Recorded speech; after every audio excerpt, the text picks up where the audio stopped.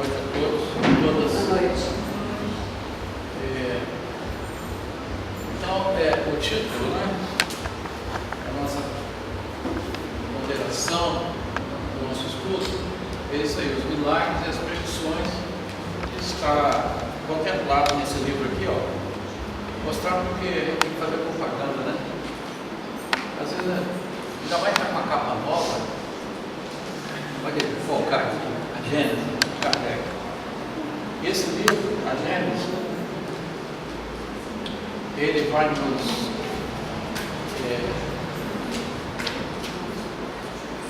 nos falar, vai tratar desses assuntos, porque a grande questão, no capítulo 14, intitulado Os Frutos, ele trata, e é um assunto muito aprofundado, mas dá para Kardec tem assim a capacidade de transformar assuntos mais científicos de forma que todos nós possamos entender, pelo menos eu creio, né?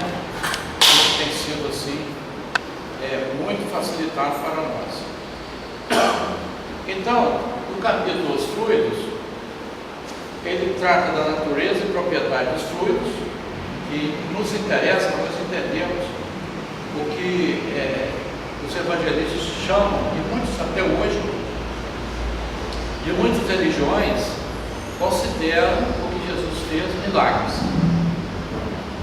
Nós precisamos entender como que a doutrina espírita vê esse aspecto e encara essas condições.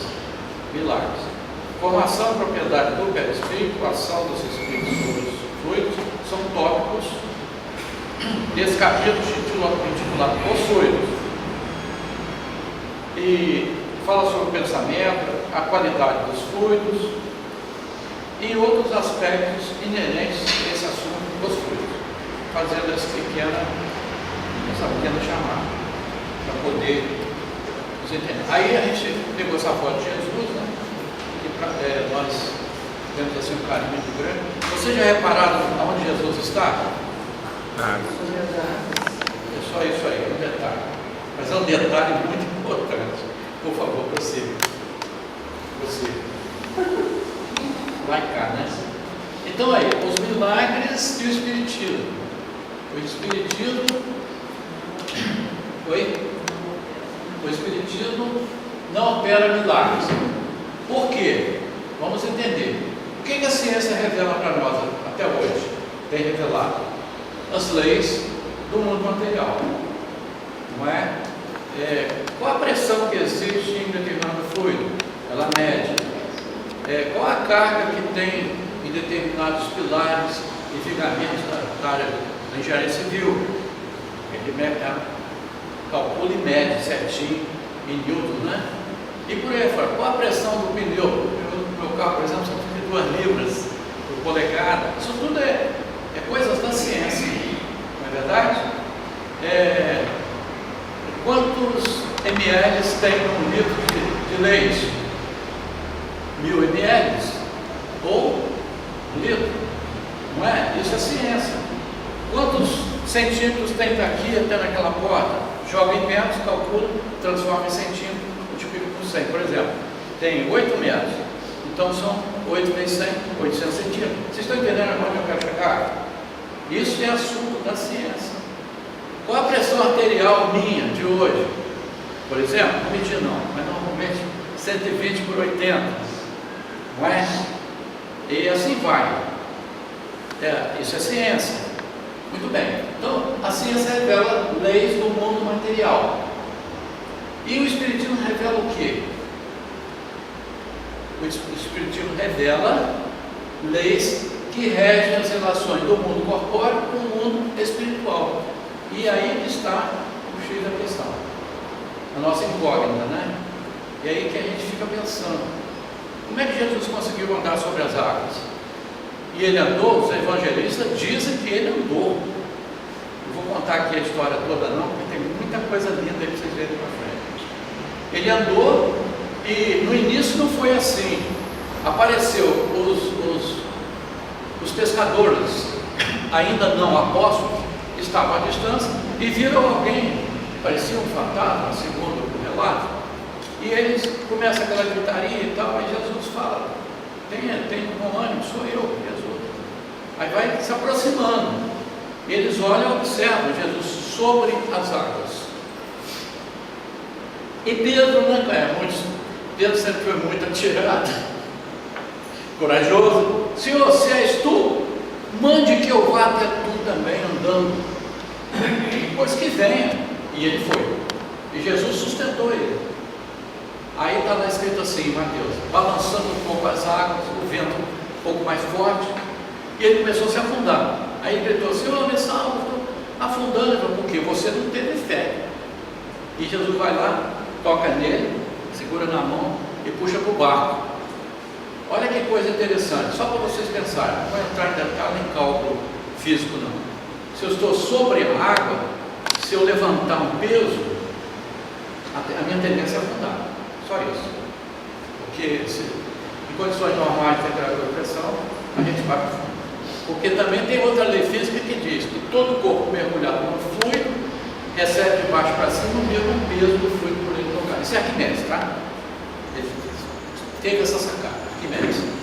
Foi muito legal, e é verdade. Se você pegar um peso de 100 quilos aqui, 100 quilos é muito, 40 quilos para mim, 40 quilos aqui, eu vou fazer um esforço para levantá-lo a uma certa altura.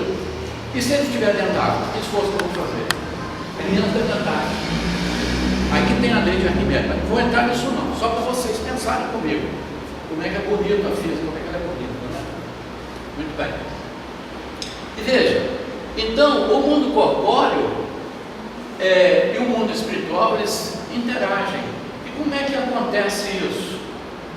Nós temos que procurar entender um pouquinho. Lembra aqui, ó, vamos estudar esse livrinho aqui, um pouco, dar uma leitura rápida sobre os fluidos, ver a natureza, o que ocorre quando há a presença da espiritualidade manipulando os fluidos, manipulando. Como é que vocês acham que aqui na casa espírita a água posta aqui para ser fluidificada?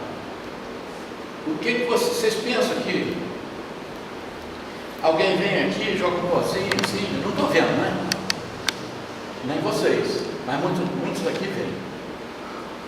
Aí joga alguma coisa, são fluidos que são colocados, medicamentosos, e que servem para o tratamento da dificuldade minha orgânica. Não vou nem falar doença, né? Mas um distúrbio orgânico, doença também, né? Mas vocês estão entendendo? Isso já é o campo da química. Então a espiritualidade manipula os fluidos e nós não temos acesso, não temos conhecimento nem percepção, mas isso é uma coisa mais simples da gente entender. Há casos em que os fluidos são manipulados de tal forma, de tal ordem, que há necessidade, não sei se vocês já ouviram falar nisso, eu estou adiantando esse assunto, para vocês pensarem como ter uma ideia da capacidade que esses fluidos possuem, das suas propriedades, inclusive de manifestação, em que o espírito desencarnado, nós somos um ser espírito, vamos falar assim, tá, gente? Nós vamos falar com a nossa nomenclatura. O espírito desencarnado, eu sou encarnado, e tem alguém aqui do meu lado desencarnado, vocês estão vendo? Pois é, mas tem. Eu também não estou vendo, não. Mas tem. Esse espírito desencarnado, como é que acontece se ele tomar forma para nós? Haverá de existir médios de efeito físico, fornecendo uma substância chamada ectoplasma, por exemplo. Não é só do médium, não, principalmente dele, mas também do plano espiritual e de outros locais, né, que são manipulados. E ele toma forma. Ele pode tomar forma, ele pode ser perfeitamente identificável. Houve há quase 200 anos atrás um doutor lá em Londres que fez experiências com materialização, o espírito de Kate King. É uma história também que foge um pouco do no nosso aspecto agora, só para vocês terem uma ideia do que é capaz, do que o domínio desses fluidos e a manipulação dos espíritos que conhecem esse assunto são capazes de realizar, que para nós seria o quê? Hoje, milagres. Ou não seria? Se eu não tiver um entendimento, se a doutrina espírita não me revelar, não me der condições, argumentos e conhecimento para entendimento desse fenômeno, eu vou dizer que é milagre.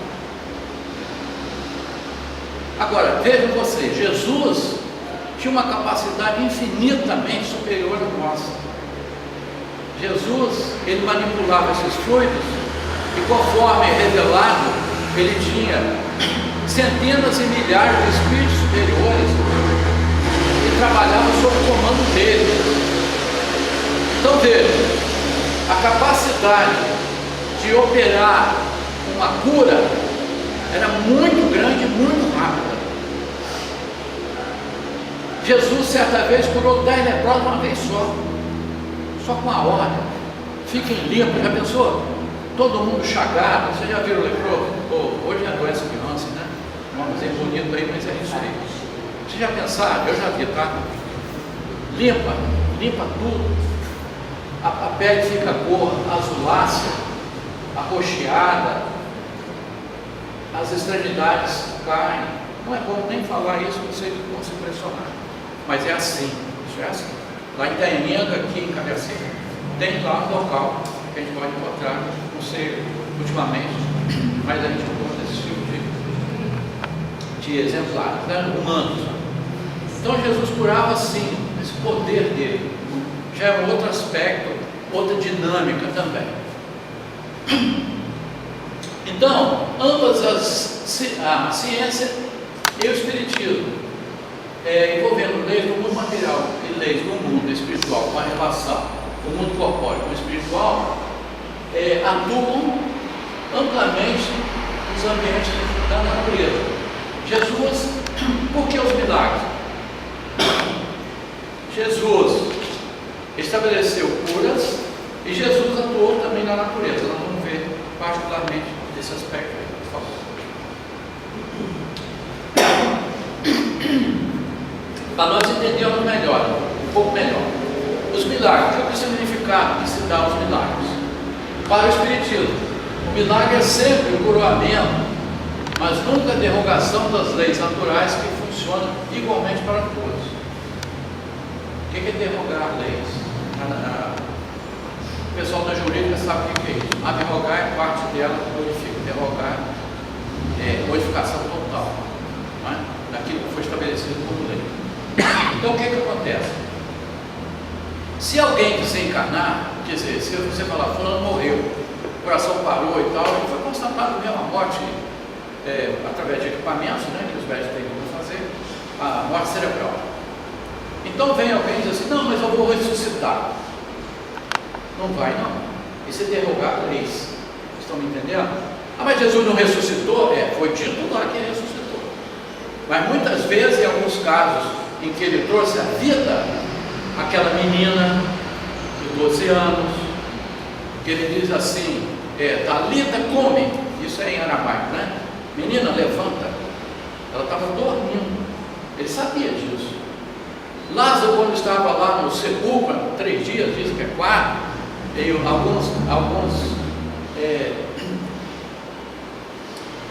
aqueles que escreveram o Novo Testamento, algum deles testificou que já cheirava mal. Isso é tradução, ainda que seja, né? Ficar 2 dias sem tomar banho é difícil, 3 dias, 4 dias, e todo envolto, aquelas tiras, não é? O odor fica mais difícil. Não tem desodorante de jeito, né? Então, ele saiu e ele falou para Lázaro: saia, e Lázaro saiu. E coisas assim, mas ele sabia que Lázaro não estava morto. Ele sabia disso. Muito bem.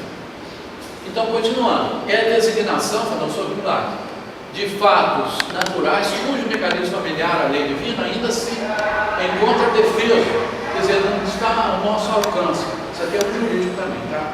É defeso, é proibido, você não pode fazer. defesa ou entendimento fragmentar da criatura. Então é isso, os milagres, para aquilo que nós não entendemos, é milagre. Antigamente era, para muitos de nós ainda continua sendo, porque nós desconhecemos toda a natureza e as propriedades dos fluidos e do fenômeno que está ocorrendo. Está claro isso? Gostaria que ficasse bem claro, por favor, para a gente entender. Prossiga. Então aí o que eu fiz? Rapidamente, eu fiz uma classificação do estudo do Novo Testamento e recapitulei assim para vocês. Estou tentando ver se eu coloco de uma forma mais simples, mais objetiva. Não tem tudo não tem um décimo, um vigésimo do que está escrito nos 4 evangelistas: Mateus, Marcos, Lucas e João. Jesus curou, poder curar, curou doenças físicas adquiridas, surdez, cegueira, lepra, são adquiridas. Quer dizer, eu não nasci assim, mas me adquiri, né? Eu fiquei surdo, de ouvido, o diabetes me atacou, estou ficando assim, graças a Deus não estou sendo, mas está me atacando. Quer dizer, é adquirido. Jesus curou também doenças não adquiridas. Isso que eu quero ver o médico fazer. Cego de nascença. Como é que o médico vai curar? É muito difícil, vai acontecer. Mas é difícil, veja. A mudez, a surdez, os coxos, aqueles que já nasceram assim, já vieram em seus perispíritos já moldados daquela forma, naquela deficiência física, orgânica, vocês me entendem? Jesus curou, ele tinha poderes para isso. Curou doenças espirituais, como libertação dos endemoniados. A palavra ali está endemoniar, mas endemoniado mesmo. Olhei no dicionário, tá? Também gostei para aceitar essa palavra. Estou falando porque a gente pesquisa. Ressuscitar de Lázaro, a filha de Jairo, que eu acabei de falar, e o diálogo também com a samaritana, que Jesus fez a cura espiritual. Quando ela está no poço de Jacó, nós vamos mostrar daqui a pouco, e Jesus chega e pede água a ela, um diálogo limpo. Jesus desviou a rota, sabia que aquela mulher estava ali. Ele desviou da rota dele e pediu água. Ela falou: mas Senhor, ela achou muito estranho. Ele era judeu, era samaritano, eles não se falam. Isso é uma outra história. Samaritano e judeu não se falam, e são do mesmo tronco, não é? Questão religiosa, na época, né? Aí Jesus, conversando com ela, ele falou assim: pois é, mas eu tenho uma água que eu posso te dar, que você nunca mais vai precisar vir aqui buscar essa água aí, que é a água da vida eterna, são os conhecimentos. Aí ela falou: Senhor, me dê essa água, me dê mais depressa possível. Tem pressa em obter essa água, não é? A conversão de Zaqueu, o publicano, que ele era baixinho, conta lá na Bíblia, ele era baixinho, e ele viu que Jesus ia passar perto, na rota da casa dele. Ele subiu para uma árvore chamada Sicômoro e ficou lá de cima espiando. Falou assim: aqui, ele vai passar aqui, eu vou ter que vê-lo. Ele tinha ânsia de ver Jesus. Jesus para, olha e pede para ele descer. E falou para ele assim: Zaqueu, dá-te pressa que hoje eu me hospedarei na tua casa. E todos disseram assim: mas Jesus sabe que ele é publicano, ele vive desviando dinheiro. Esse era um assunto que, essa prática já é antiga, né? Desviando dinheiro, cobra, ao invés de cobrar 100, cobra 200, 100 é dele, e o resto mandava para Roma, porque Roma, a Palestina era possessão, né? Era dominada por Roma. Então, aí ele ficou tão entusiasmado com Jesus na casa dele, e falou: Senhor, se eu dei prejuízo a alguém, eu pago 8 vezes mais. Se eu fiz isso, eu pago. E pegou os bens dele e foi repartindo. Aí Jesus falou: tá vendo? Eu vim para buscar aquele que estava perdido. E o reino dos céus é deles. Ele curou 10 leprosos, conforme eu já comentei rapidamente. Mas essa cura dos 10 leprosos, somente um voltou para agradecer. Ele falou assim: onde estão os outros 9? Curei 10. Jesus sabia da ingratidão. vai até o templo, porque antigamente era assim. Se eu me tornei leproso, vou me remontar na época. Meu nome vai para o templo, eu tenho que sair das minhas habitações, do meu convívio familiar e social. Eu sou apartado. Conforme se faz até hoje em alguns lugares. Eu vivo numa aldeia, numa cidade própria deles. Aí registra, vai lá no templo e tira um nome. Fiquei são, pode tirar meu nome daí do livro, para eles poderem ter essa condição de retorno à sua vida social. Curou aqueles que tocaram o manto. Isso aí já foi o desdobramento posterior. Até hoje tem aqueles filmes lindos do manto sagrado. No meu tempo, eu vi algumas vezes, era menino, mas via, achava lindo aquilo. Aqueles que tocassem o manto, se tivesse alguma doença, acabou curado.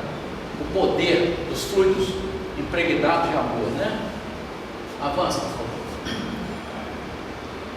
Mas Jesus também atuou na natureza. Ele não só curou, ele transformou a água em vinho nas bodas de Caná. É muito lindo isso, bodas de Caná, nós vamos ver também. Faltou vinho, perdão. E ele pediu rapidamente que enchesse umas talhas, que eram 6 talhas de 100 litros cada uma, de pedra, que ele reservava para a água do templo, para a purificação do templo. E Jesus ordenou: encheu, depois falou assim: agora vocês pegam e vão lá ao mestre de cerimônia, está escrito lá assim, e fala com ele que já tem vinho para os convidados. E aí o mestre de cerimônia e outros convidados vieram reclamar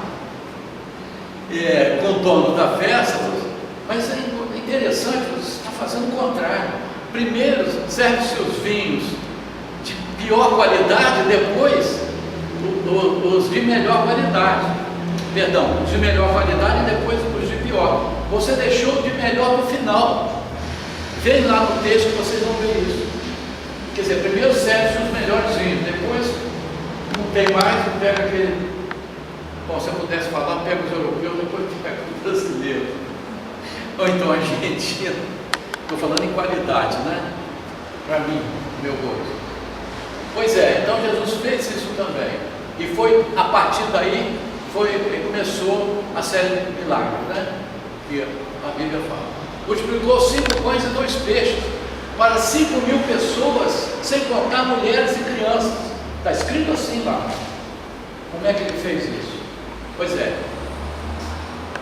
Durante o batismo, deu-se a voz direta. Vocês sabem que Jesus foi batizado por João Batista no Rio Jordão. E veio uma pomba, pousou e abriu-se as nuvens do céu e alguém falou: este é meu filho, do qual me compraram, fazer isso. Aquela voz poderosa, fenômeno mediúnico. Realizou a pesca milagrosa, assim, andou sobre as águas do mar da Galileia, nós falamos, realizou a pesca milagrosa com PTJA. O que é isso? Pedro, Tiago, João e André. André, ele não tinha espaço para escrever, eu fiz assim, desculpa. O A ali é do André, ele é irmão do Pedro, tá? Do B. E Tiago é irmão do João, só para vocês terem correlação. Mas esses 3 primeiros aí, Pedro, Tiago e João, eram médios de efeito físico poderosíssimos. Depois nós vamos ver no Monte Tabor.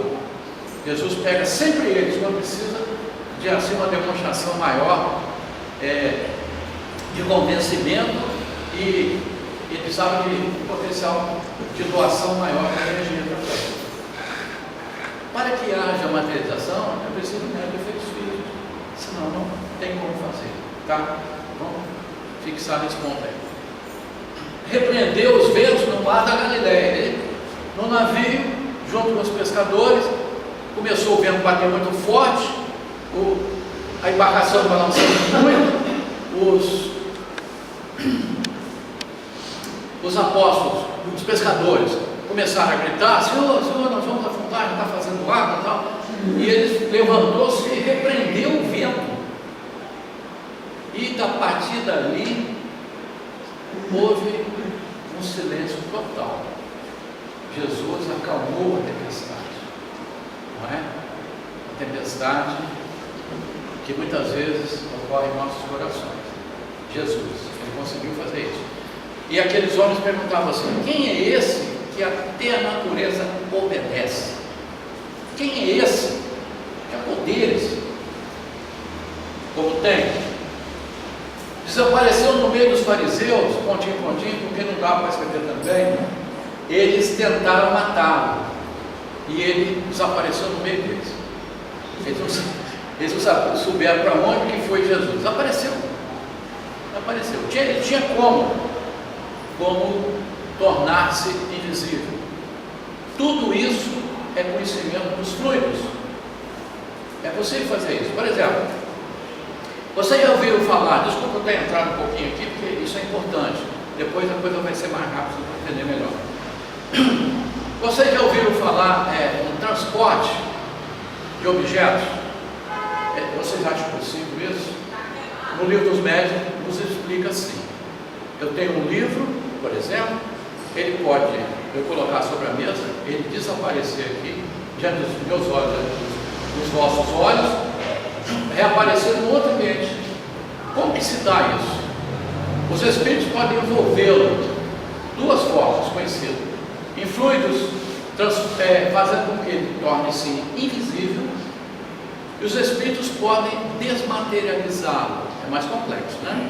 Mas eles têm, quem pode fazer isso pode. Tem condições, materializa e rematerializa em outro ambiente. Não é? Lá em casa, antigamente, sumia muitas coisas. E eu tinha uma história, por exemplo, lá em casa tem um médico de efeito físico, né? Eu acho que sou eu. Eu tinha uma história com uma aliança minha, e a aliança desapareceu por uns 3, 4 dias. Eu morava lá em Tamboazeira. Eu falei para você: não vou me aborrecer, não vou, já estou acostumado com isso.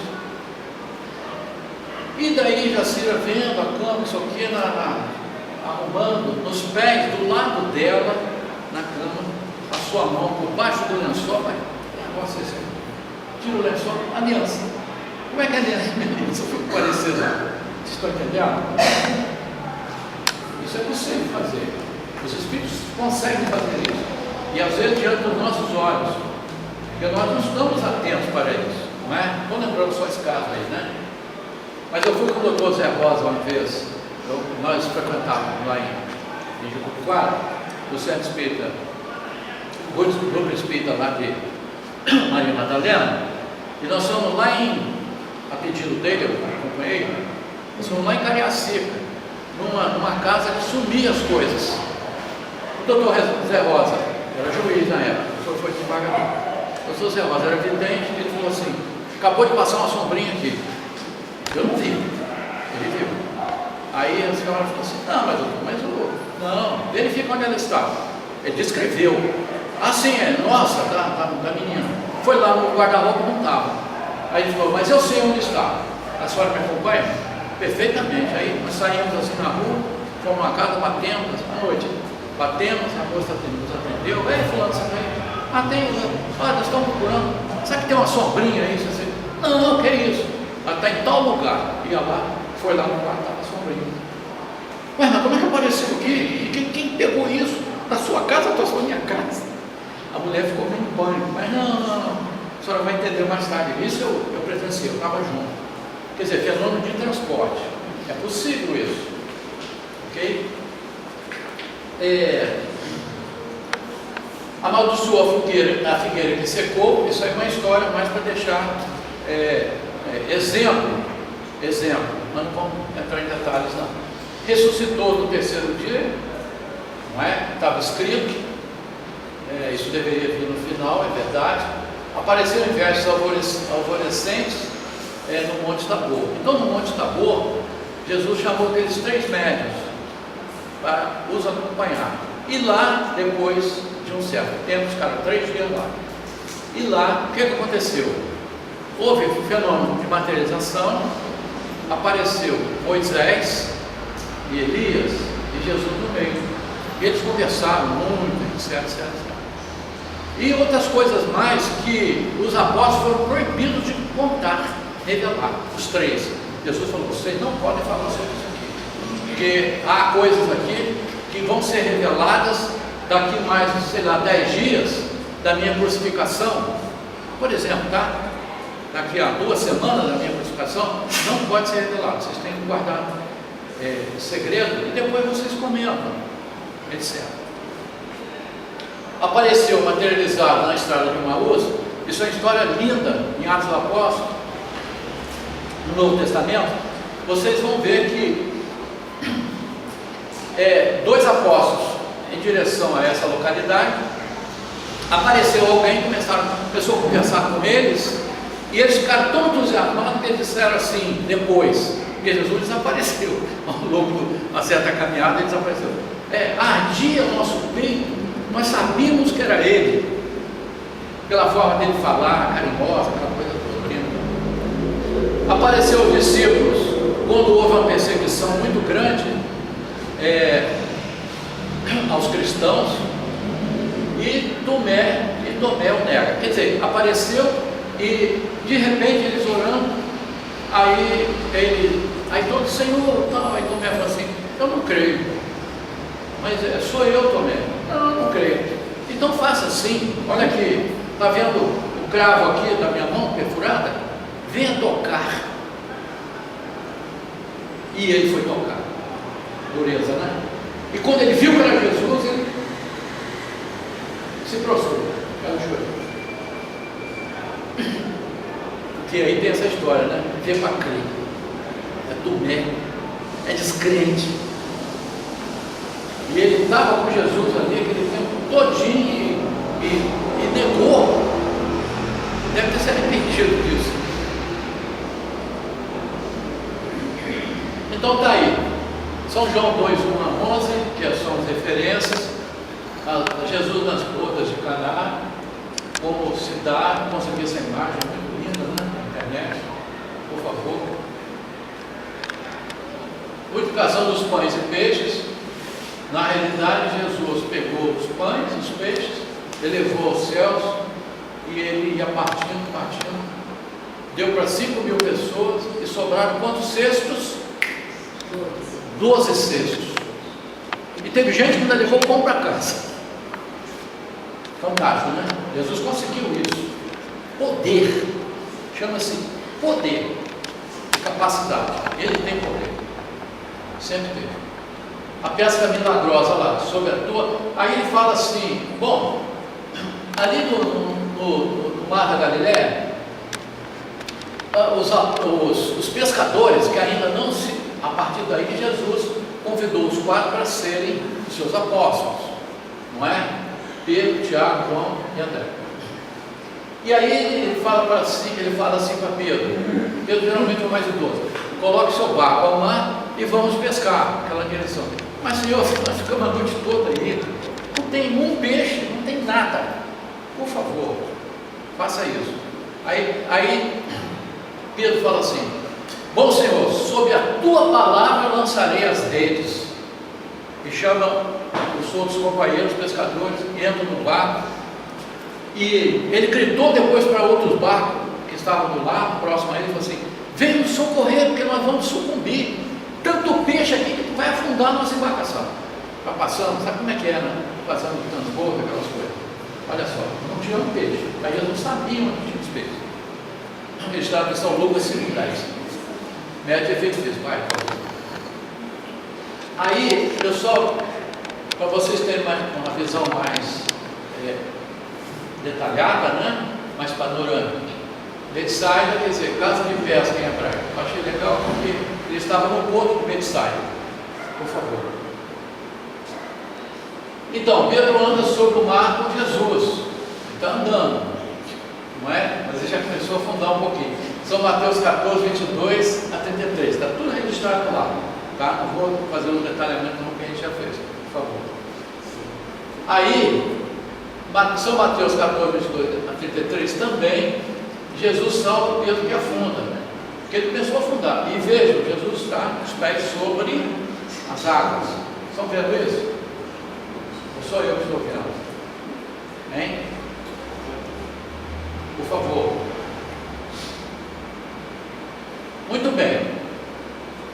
Tudo aquilo que nós vimos aí nas fotografias, nas pinturas, perdão, porque naquela época não tinha fotografia, isso é pintura, 500 anos depois, 600, muitos pintores inspirados fizeram essas, principalmente os italianos, né? Tiveram a concepção dos acontecimentos. Jesus, aí ele passa a curar então as pessoas. Servo de Jericó, São Lucas 18, 35, 43. Esse servo, ele era também mendigo. Lá está escrito assim, tá? Ele já estava há muitos anos em sofrimento. E ele chegou e pediu a Jesus que o curasse. E Jesus perguntou: Tu achas que eu posso? Não, o senhor pode sim, eu tenho convicção. Então fica curado. Jesus curou mais de 15 tipos de processos. A palavra, o olhar, a saliva misturada, pura saliva misturada com terra, não é? Imposição de mãos, por aí afora. Toque daquela mulher hemorroísta que tocou nas vestes de Jesus, ele não sabia. E ele perguntou assim: quem me toca? Alguém me tocou diferente. E os apóstolos disseram: mas Senhor, tem uma multidão aqui, eu estou vendo, você pergunta quem te toca? Sim, porque de mim estão virtudes. A mulher então se apresentou e falou: Senhor, eu tenho mais de 30 anos, meu problema, eu sou hemorroísta e tal, né? E senti que agora eu fiquei curado. Jesus curou sim. Olha só, Jesus cura um cego de nascença. Esse aí era de nascença. E Jesus, ele se tocava muito pela dor, pelo sofrimento das pessoas, não é? A gente vê que lá no poço, que tinha um poço lá na Galileia, corria a lenda que quando as águas se agitavam, quem chegasse primeiro lá ficava curado da sua doença. E tinha um homem lá de 30, me parece que 35 anos, 32, né? Isso aqui é meu HD externo, 32 anos. Naquele sofrimento, Jesus falou assim: mas você, o que está vendo com você? Senhor, mas olha a minha condição aqui, eu não tenho, eu me arrasto, eu não consigo chegar primeiro no poço. Aí Jesus se condoeu e falou: você vai ficar curado agora. Curou ele no ar. Olha, possível. Mateus 17, 14, 19. Pois é, Jesus cura um endemoniado. Esse jovem, ele se jogava para um lado para o outro, jogava no fogo, na água, e o pai em desespero não sabia o que fazia. E gente de recurso, né? Na época também tinha gente de recurso. Ele procurou os médicos, procurou quem poderia dar uma solução ao problema do filho, não conseguiu. E Jesus então, ao se aproximar, pediu o rapaz para ser trazido. Ao se aproximar do jovem, os espíritos que estavam com o rapaz, que era um caso de obsessão muito forte, eles falaram assim: Jesus de Nazaré, filho do Altíssimo, o que tem eu contigo? O que temos nós contigo? Jesus, saia deste rapaz. E aí, o poder dele, né? Ele disse assim: bom, então permita que nós entremos naqueles porcos que estão ali. Tinha uma vara de porcos, mais 2.000 porcos. E conta as escrituras que eles foram jogados numa ribanceira, assim, num lago, se afogaram os porcos. Né? E o rapaz ficou livre. Jesus é uma mulher adulta. São João 8:3. Esse conto aí, essa passagem, ela é muito representativa e me tocou muito, porque na realidade eles vieram trazendo, mas para testar Jesus, né? No fundo eles queriam era isso, ver a posição dele, qual a posição que ele ia tomar. E aí eles disseram: Senhor, ela foi pega, porque a lei dizia isso, a lei mosaica. Foi pego em adultério e a lei manda lapidar, apedrejamento até a morte, era a lei. como se adultério só a mulher que pratica, né? Como se fosse assim. Então as leis eram muito machistas mesmo, a gente sabe disso. E aí Jesus então começa a escrever na areia, abaixar meio e a população em volta ali ocupando, né? Querendo ver sangue, aquela coisa toda. Aí Jesus vira-se para a multidão e diz assim: aquele que tiver sem pecado, atire a primeira pedra. E está escrito lá assim: dos mais velhos para os mais novos, que eram os mais pecadores, foram saindo um por um, não ficou ninguém. E Jesus ficou diante dela. E ele ainda pergunta no diálogo, é muito lindo: mulher, quem te condenou? Ninguém, Senhor. Nem eu te condenei, nem eu te condeno. Vai no verso mais. Então é uma passagem muito linda.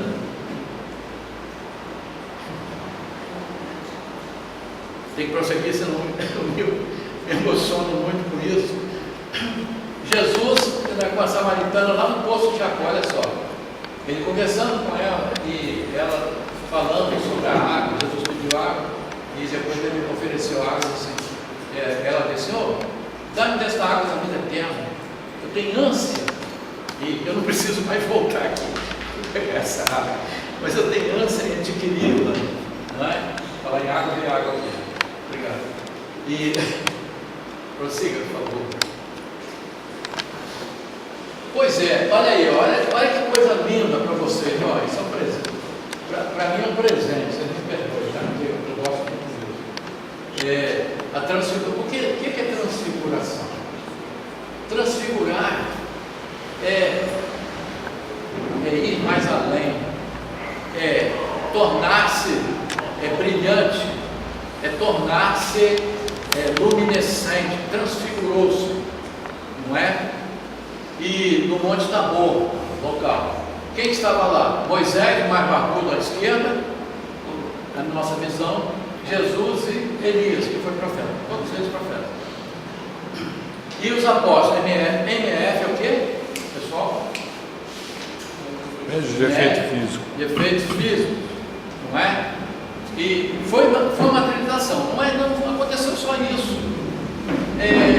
Houve uma nuvem imensa que nublou todo o ambiente em que os apóstolos estavam, e logo depois eles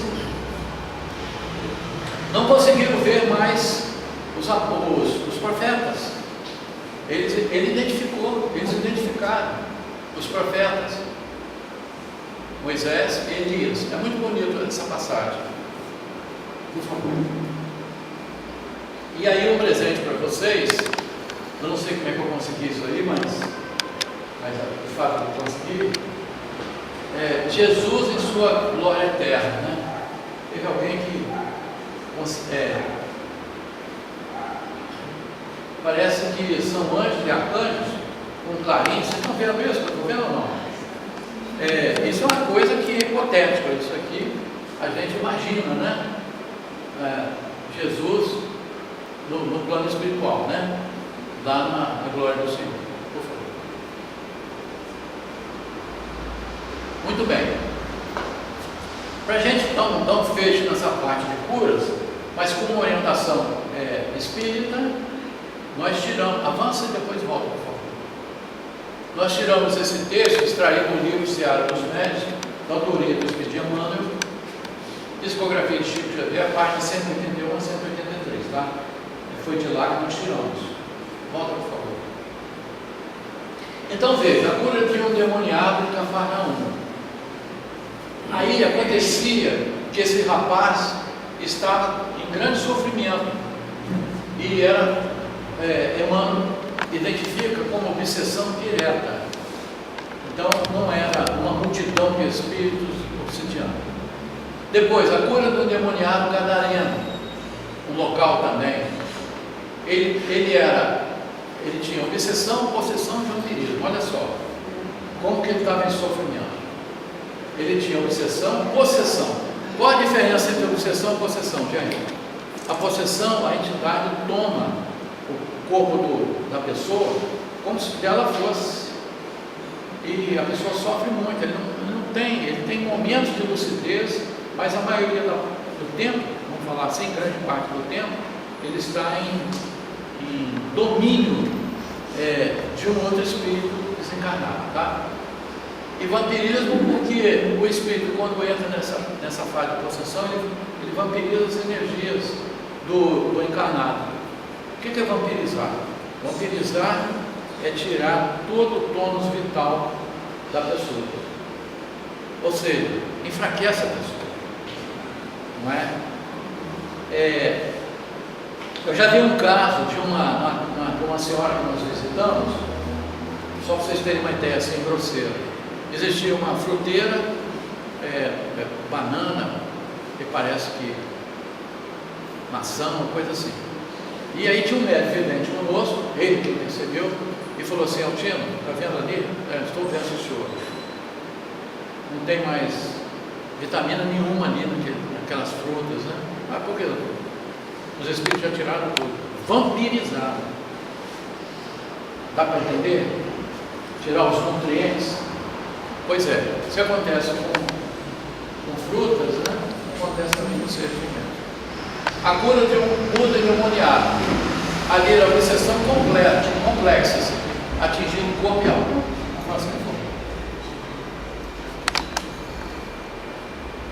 Judas nega o apostolado de Jesus do pacto da traição.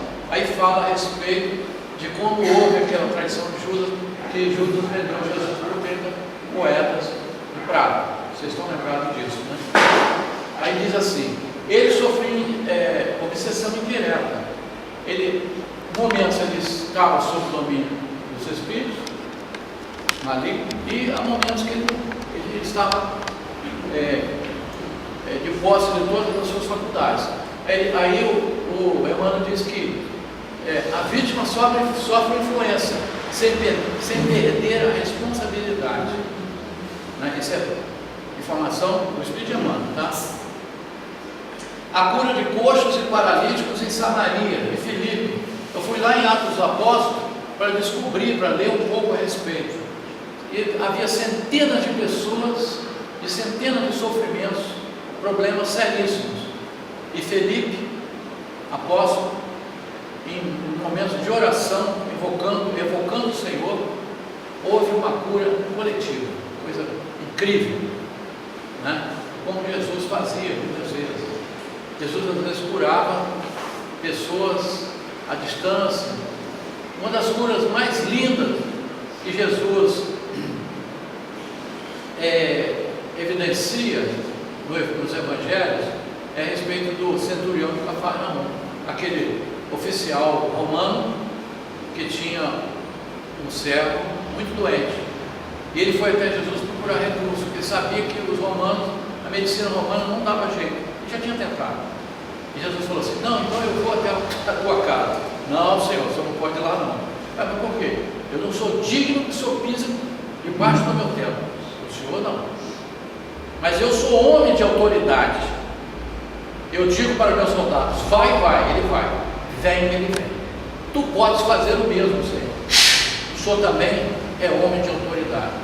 Jesus se engrandeceu, está escrito lá. Ele falou: nunca vi tamanha fé em todo o mundo. Ele falou: pode ir, que ele está curado. Ele via, né? Ele sentia aquela certeza, né? E nota, de ponta a ponta, vemos que o Novo Testamento trata o problema da obsessão com o mesmo interesse humanitário da doutrina espírita. Então aí, amigos, só para explicitar o seguinte, para ressaltar a questão do milagre. Não existe milagre. Isso, não existe. O milagre é o desconhecimento das leis de Deus, o conhecimento dos fluidos, a relação entre o mundo espiritual e o mundo corpóreo. Não existe milagre. E Deus faz milagres? Eu até tirei essa lâmina, eu tirei. E aí eles respondem: Deus não faz milagre. Porque se ele fizer milagre, as leis de Deus são perfeitas. Se eu fizer milagre, eu vou mexer naquilo que o Senhor Deus, né? Criei, e vou jeitinho brasileiro, né? Dá um jeitinho daqui, dali, ele vai deixar de ser perfeita, não tem que mexer mesmo não. Deus não faz milagres. Nós temos que entender isso, estudar um pouco, procurar ir mais além. Por favor. 5 minutos. Joana. Curas realizadas após Jesus Cristo. Aí eu trouxe para os tempos de hoje, ali do Zé Ligó, tem esse livro aqui, ó, que eu tirei, Cirurgias Espirituais, da Lei da Lúcia Oliveira, lá de Minas Gerais. Pessoal, e ela eu consegui, ela veio aqui na nossa jornada espírita, eu identifiquei, eu perguntei, eu falei, senhor, busquei o livro de impresso, eu falei assim, comprei lá na federação, antes de chegar aqui, a senhora autografa? Ela autografou para mim, uma advogada, uma pessoa maravilhosa, ela, e ela conviveu desde os 10 a 11 anos, conviveu um bom tempo com Zé Ligó. E ela relata isso, câncer no estômago. Isso foi lá de um político lá em Minas Gerais, está lá na página 036, que ele estava no hotel Financial. Nós conhecemos, já tivemos hospedado lá no quinto andar uma vez, né? E ele, o espírito se materializou, foi lá e curou. Ninguém viu, ele só viu que ele ficou curado no outro dia, foi na madrugada. Tumor no pulmão também, o Arigó operou com a faca de serra na casa onde estava esse senhor lá.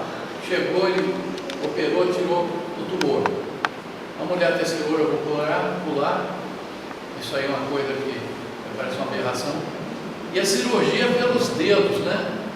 Não é muita novidade para nós, porque nós já vimos isso desde 1944,